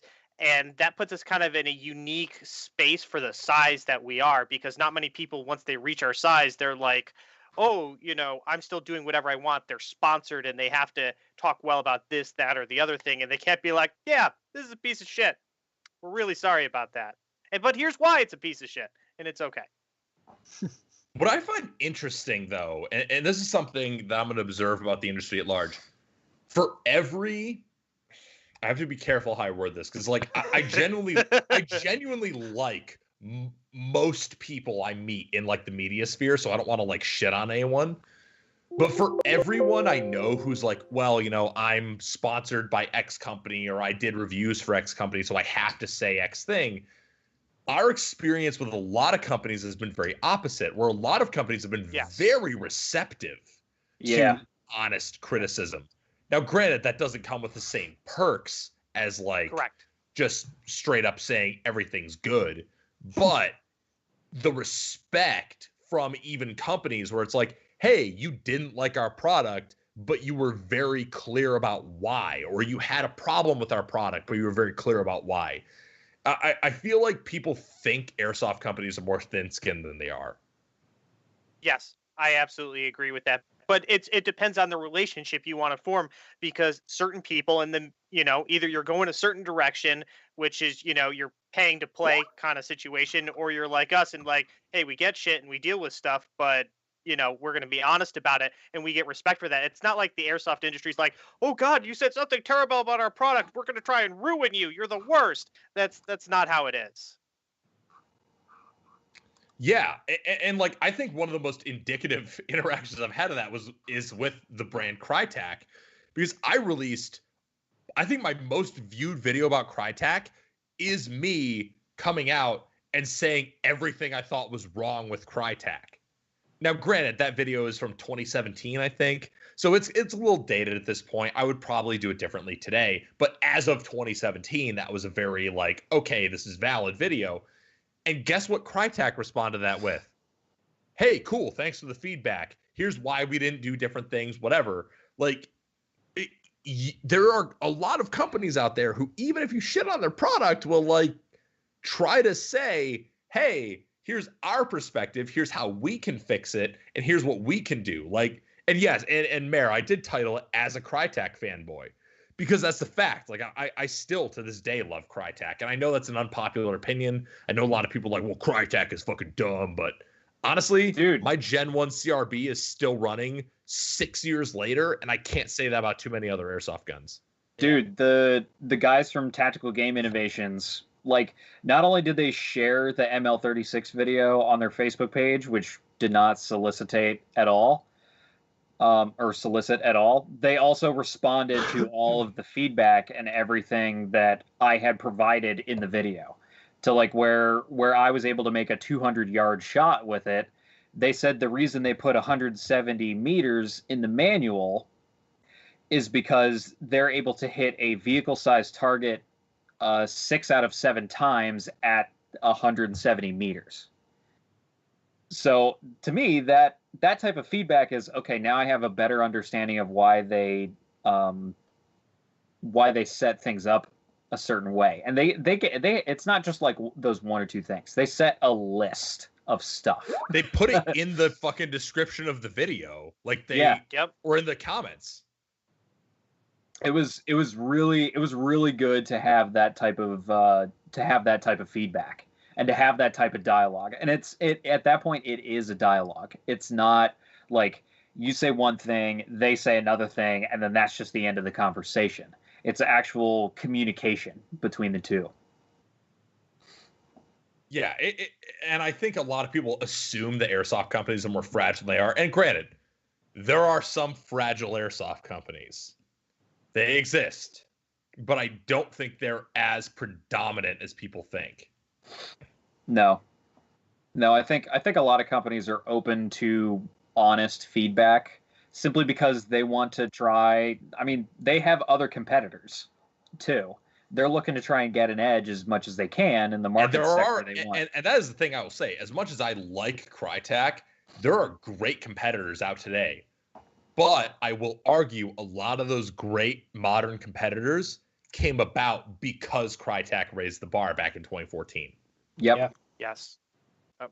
When Crytek came out, like, most of us were pretty shocked at what we were dealing with. It was it was a very feature-rich product. I still miss my CRB that I traded with Joe. I still miss that gun. All right, here's a good question. I would love to, but I'm fucking poor, Garrett. Here's a good question. Everyone's favorite gun. Does it have to be it went airsoft? Very silent because everyone. Yeah, airsoft. Everyone's favorite airsoft gun. Everyone very silent because that's a thinker, right? That's a big thonk. That's a big thonk. I just talked about mine. Ian's is whatever he has left after selling most of his shit to afford hunting gear. Ian, are you muted? You're muted, Ian. Muted. Yes. There you go. There you go. Back. Yeah, yes, just yes. This is like your stereotypical Zoom call. So what do you have left, Ian? I have. You got the G&G AK, right? No, no, that's the Red Star. I believe it's Classic Army. Yeah, no, it's Cyber, I think. No, Echo One did the Red Stars. Okay, no. He doesn't even remember. It's an AK that looks like it's a super tactical AK with like rails and whatever not. It's spray painted green. I'm staring at it. It's kind of pretty. And I have basically two GMP AEGs, there were M4s. One of them is like a 9-inch barrel, and then the other one was meant to be a DMR. Those was the last two that I have left. I had a short-barreled one, but I sold that to Corey, which then in turn gave that or sold that to Kyle. Yeah, now Kyle has it. And now Kyle has it. And the fun fact is that gun has shot Kyle in a game. I feel like most of our guns have shot each other. Yes, they have. We play against each other as much as we play with each other. Yes. Kyle looks like he went and got his favorite gun. I did. I thought about it, and I went and... I'll go get mine. I'll go. Okay, fine. Give me a minute. Okay, my favorite gun is definitely my old school, just my Stima AK that just has a barrel and hop work. That's it. That's all it has. Isn't that the one we made the video where we told all these goddamn kids that they don't know how good they have it? Yeah, exactly. it's this gun because this gun does so much fucking work and it's ridiculous. I mean, it was so cheap. It was a sub $200 gun, and all it has is an R-hop and a ZCI barrel. And I had to downgrade the spring, and this thing still reaches almost 300 feet. It's ridiculous. Well, you also run 4s because you're a sick fuck. I am a sick fuck. He will. Oh, Ian, that's a good-looking gun. That is a good-looking gun. This is the GMP, basically GMP 9-inch barrel gun that I basically ran as a primary at Red Storm East, the game that we met you, Garrett. That's the gun I used, and then used it for a number of years, and it's just... I'm glad you still got that. Or, not Garrett. Well, he's going to come back one day. The thing is, the games that will get Ian to come back are either Omega or Milsim West. Yeah. Probably Omega because it involves no playing Airsoft. I'm literally just going to go as a hunter and like the hunter tradesman person. I'm going to grow my beard out down to here. Hear me out, Ian, because you really liked the Arma Milsim thing. I feel like you would get into Milsim West. Oh my God, he would. Oh, no doubt about it. I feel like you would get lost in the sauce and like not want to leave after the weekend was over. I wouldn't want to leave. Dude, no one wants to leave Milsim West, let's be honest. Oh man, just tagging people. All of my like favorite Milsim Wests, I use taggins a lot. Just easily dump like taggins in every fucking Milsim West. No, there was one Milsim West I did not use taggins. Cheshire collapsed. You didn't bring taggins. Yeah, instead I brought my 1945 Springfield Armory M1 Garand. But anyway, my favorite gun is another ACR, but this is the WeTech MSK, and this is probably my favorite gun because I've got the most rounds under it, and it still works great. Flexing with my real PEC 15, but yeah, this gun has a lot of games under its belt, and I haven't brought it out in a while. Yeah, it's been a while. I may bring it to whatchamacallit. Maelstrom? I might bring it to Maelstrom as my backup because I can't put the ML36 on it right now. But just in case. I do bring it to a lot of games as a backup. Like, I just leave it in the car, and most of the time it just stays there. But yeah, favorite gun, WeTech MSK. It functions better than that Beta Project, because the Beta Project, the bolt carrier will self-destruct. I just want to say real quick, Mayor, kiss the homies goodnight or else. All right, so Kyle Corey. did his, Ian did his, I did mine. Corey's next. Okay. Favorite gun, Corey? My favorite gun that I used to have was the Gen 1 Crytek CRB, and I had a 9-inch, I had a 7-inch Daniel Defense Mad Bull, one-piece rail system on it, standard Crytek stock, but I did something kind of cool. I had a suppressor back in the day that was about 25 millimeters in diameter, and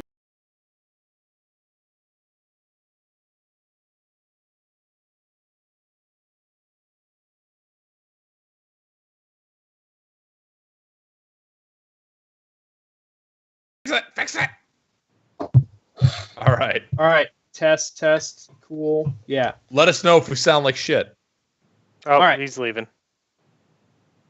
So you could take off one of the end caps as a suppressor and run the barrel all the way and thread it into the front because it was a different threading on the other side. So I could make it look like the suppressor was inside of the Daniel Defense rail system. So it was a really unique looking. It wasn't really a Mark 18. It was something different, but it looked like it had an integrated suppressor. And I think I do remember that gun. It was my lightsaber. I miss it. Okay. All right. I kind of want to recreate that build except with M-Lock. Ooh, that'd be hot. Ooh, that would be someday. Dude, do a modified URGI upper. That'd be cool. URGI upper with an FSB cutout. Well, I don't want to do the triangle front sight, but my favorite gun currently is this G&P like 90s style M4. It's very stock and very good. It looks like what was that one guy from Black Hawk Down? Not Hoot, but the other guy. Randy Shigart. No. Gary Gordon. No, not him either. Not the two. Well, fuck you, because it's based off of Gary Gordon's. Is it? Okay. A little bit. The sight and the rear sight are different. But he also didn't have an aim point comp M4. No, he had an aim point 1000. I think it was. Yeah. Early red dots. Very early aim point. So my favorite gun.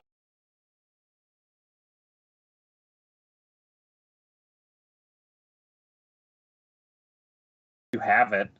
At least it's at that house. No, my favorite gun, actually, you can see a full video breakdown of it on the BB Warriors channel. My favorite gun is my Crytek CRB Gen 1 that I've built into this dumb Viking Tactics looking monstrosity. And it is my favorite gun. That is if I'm running a rifle, I want to run that as much as possible. Is that the one that Nate did the paint job on? The multicam black paint job. It's the one I used in Hee Haw 4 and the defensive gameplay at Ground Zero. That is my favorite gun. That or my PKM. Yeah. Because my PKM is so stupid. It's great. But yeah, one of those two is my favorite gun. Those are my favorite guns. That's all I need. That's all I gotta say. It's a fucking Crytek with a Gate Titan and a Viking Tactics rail system, or it's a PKM that I made fucking stupid. Like, come on, how can you hate? Oh man. I'll tell you what though, the funny part about being part of this group is like how much shit all of us cycle through. Oh my god. Oh my god. Oh my god. I think I've sold gear. I think I've gone through 4 plate carriers.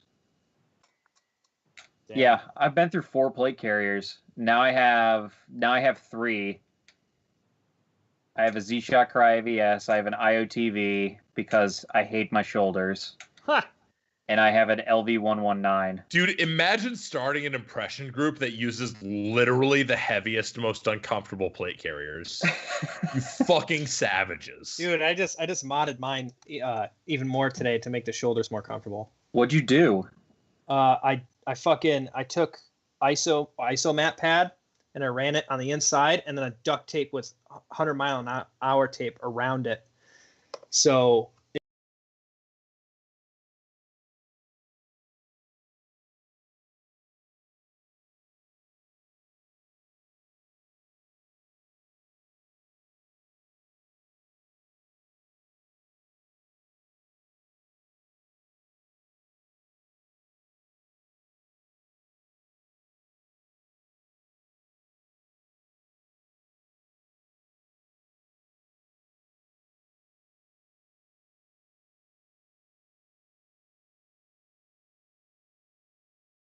anyways, guys.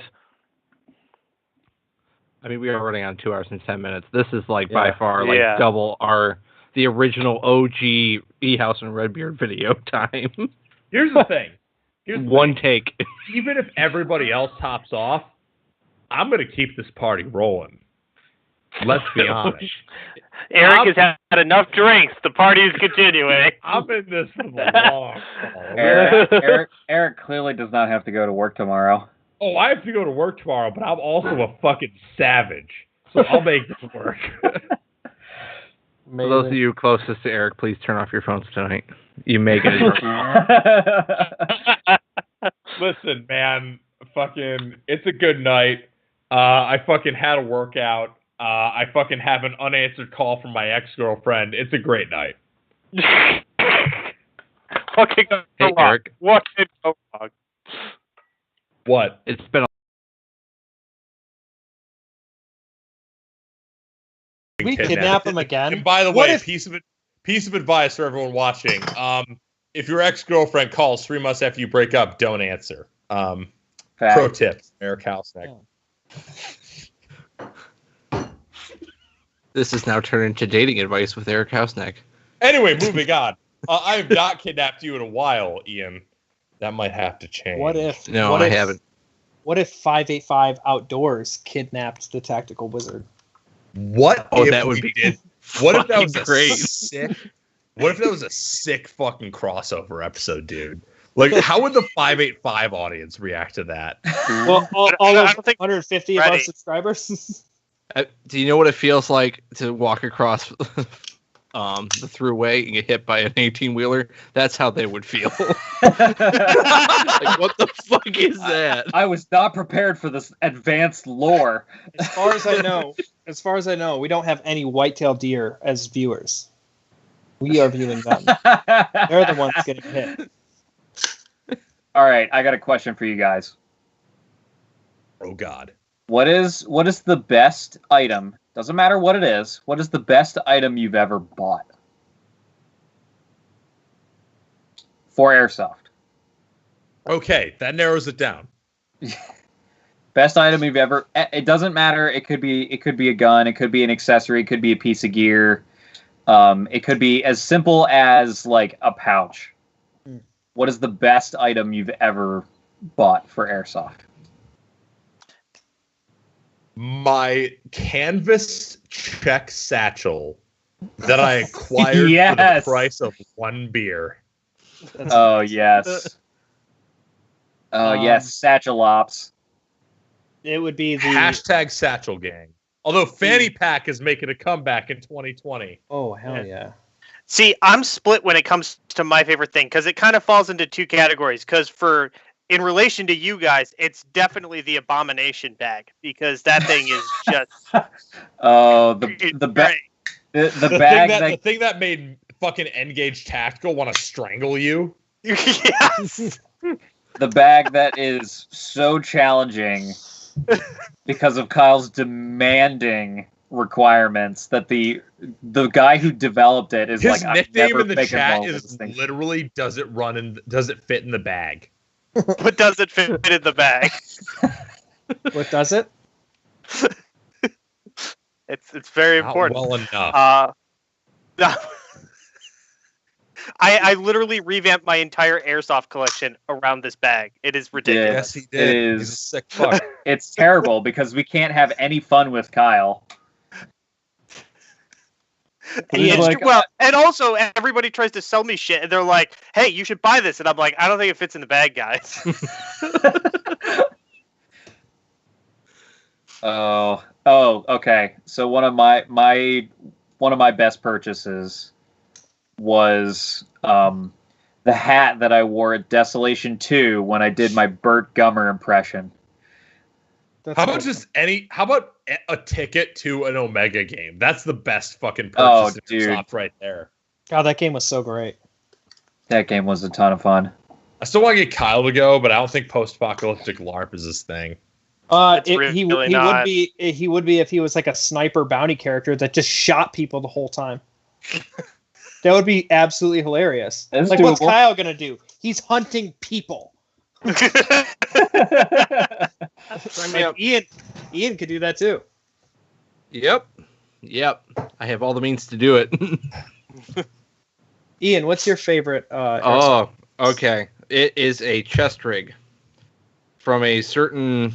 I'm not sure how touchy this subject is. It's kind of like was the blueprint for the G-Gar. Not touchy at all. Okay. Yeah, the Wild Bill tactical chest rig. Yeah, that one. I wasn't. Did you even buy that, or did I fucking like? Did you buy that, or I give that to you? No, it wasn't the test one. It was I actually bought one. It was in multicam. Yeah, in multicam. Yeah, that is like the best thing. Wild Bill Tactical. If you want one of his chest rigs, I think he still has a Wix shop open that you can still buy from. Yeah, I think he does. Yeah. He still makes some really good stuff. I still have one that I don't wear ever. DJ has. I have that OG multicam 6 one. inches wide. You fucking sick fuck. It doesn't fit in the bag. I don't know what to tell you. How does it not fit in the bag? What kind of a? I'm really angry. I'm sorry. Ian's like, I'm gonna be mad about Kyle's space requirements. We're gonna change your nickname in the chat to Spatial Awareness. The G-Gar was actually, I have to hop in here real quick, but the G-Gar was actually influenced by, it was more influenced by early Black Hawk rigs that were used by the Navy SEALs in Delta in the invasion of Afghanistan, and then later in the invasion of Iraq, at least the 2003 invasion. Like the 1961? It was way more influenced by that. In fact, the whole panel system, that actually was not my idea. That was Matt Lutz's idea, who hadn't even used the Wild Bill rig. He was just like, what if we had a way where we could switch out just one part of it and the rest of it was Corey, listen, standard. This is all very fascinating, very cool, but obviously you just ripped everyone else off. Oh yeah. Yep. There's no such thing as convergent evolution in gear manufacturing whatsoever. So like, I don't know, man. Yeah. So shut the fuck up, you copycat piece of shit. I'm fucking around. I don't think anyone's actually made a big deal about any of that. No. And for good reason, because it was a convergent piece of evolution. Like Mayflower has a fucking rig that does the same idea now. Yeah. Yeah. And so did Proper International. It's called the TAP system, and it became standard U.S. Army rig, basically. A swappable panel for different roles. I just bought that rig, actually. But yeah, that came out super early. What other good stuff do we got that we could break out as a good shit post on this stream? I'm pretty drunk right now, so I'm trying to get things rolling while I'm in this headspace, you know? No, Eric, you're not drunk at all. Shut up, Ian. You're not drunk enough. You haven't talked about taking all of our loads yet, so. You know what? I'm going to talk about something right now. One of the things that amuses me most when we get comments on some videos by GunGamers is when people will try to baselessly speculate about, like, oh my God, is Eric from GunGamers gay? And granted, the answer is no, but people will speculate based on, like, totally dumb fucking rumors, totally ignoring the totally gay shit that's actually happened with eyewitnesses. It's true. It's true. It's like the speculation is just like, you have so many good things to base this off of, and yet you fail miserably. What are you doing? Like, I'm just gonna say, you know, if you've actually partied with us, you know how deep the rabbit hole of degeneracy really goes. Well, I mean, that topic, we're hitting about 2 hours, so. Yeah. Do we want to take like questions from people for like 10 minutes? Let's take questions. Yeah, let's take some questions. Someone asked, is Eric coming out right now? It is Pride Month.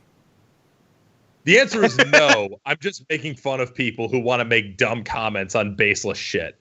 I'm not gonna say anything further than that. But if you wanna make dumb comments on baseless rumors, that just goes to show how little you know about what really goes on. Why Eric no love me?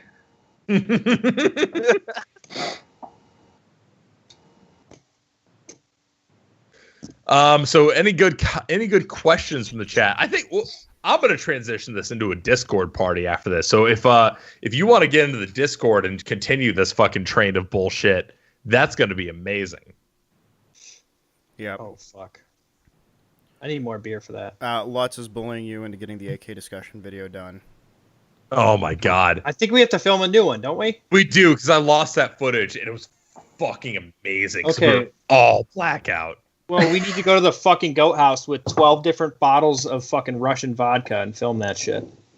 An AK discussion video? This sounds interesting. How much whiskey have I consumed has been asked, and the answer is at least half a bottle. We should include PKMs because PKMs are just upside down AKs. Upside True. down bigger AKs. Yes. CPS Way asks, am I the only one who thinks that Praise Judy or else was the high watermark of the channel? You're correct. And honestly, we should have deleted the channel a solid 2 years ago. The fact that the channel still exists is an affront to God, and we really should just delete it. Damn. We have now reached past the affectionate stage of Drunk Eric, and now we have gotten to the abusive side of Eric. Real sad boy. I think it's time for us to call it a podcast. Hey, thank you very much, everyone, for watching. 5 years of Gun Gamers. Holy fucking shit. Who else has closing remarks? Looking forward to plenty more of this stuff. I hope you guys are excited for content that we've got planned. Yes, the BB quality video is coming. Don't stop asking. Well, it was great holding in my farts for 2 hours. So thanks a lot, I guess. Also, join Task Force Keg. Join Task Force Keg and subscribe to 585 Outdoors. If you don't Five outdoors. All right. With that note, I have a feeling it's probably a good thing to say that on the 20th, coming up in 4 days at noon, we're going to have Mark from Tag In on the podcast. I will actually not be available for that podcast, by the way. I'll be at a bachelor party. Oh, fuck. Okay, well, that... Also, that just means Garrett, who knows way more about the product, is going to have to take the lead. Oh, no. Get Iacovino on there. Oh, we could get Iacovino. Also that, because he spent way more fucking money on that shit than I have. Yeah. Also, right now, as far as Judy Gonya goes, that shit is currently available on the Spreadshirt, which is down in the description on Redbubble, which... Do I have the link still? No, I do not have the link. But on my Redbubble, which I will link down in the description as well, we've got Judy Gonya, fucking Judy Blue Ribbon, all that kind of shit. That's available in sticker form. Other than that, 5 years of Gun Gamers. It's fucking awesome, guys. God, it's fucking stupid. You should unsubscribe if you know what's good for you. Oh, Jesus. Okay, well, with that, it's been really all. I'll see you on the next podcast. It's going to be Saturday at noon EST. Y'all have a good one. Yay. Bye-bye. Bye. Adios.